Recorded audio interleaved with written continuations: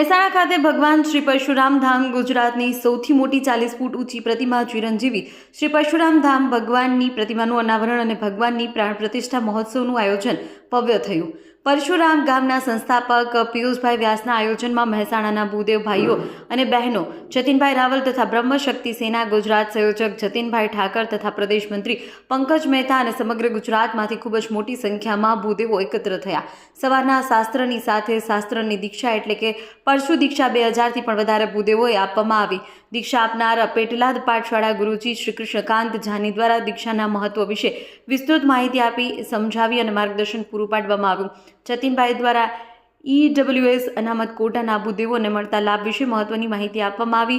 દીક્ષા કાર્યક્રમ પછી ભગવાનની પ્રતિમાનું અનાવરણ ભગવાન પરશુરામ પાત્રને ટેલિવિઝનમાં લાવનાર શ્રી પુનિત ઈશાર તથા પિયુષ વ્યાસ તથા જતીન ઠાકર જતીનભાઈ રાવલ પંકજ મહેતા તથા સમગ્ર મહેસાણા ટીમ તથા ગુજરાતમાંથી આવનારી તમામ ભૂદેવ ભાઈઓની ઉપસ્થિતિમાં કરવામાં આવ્યું।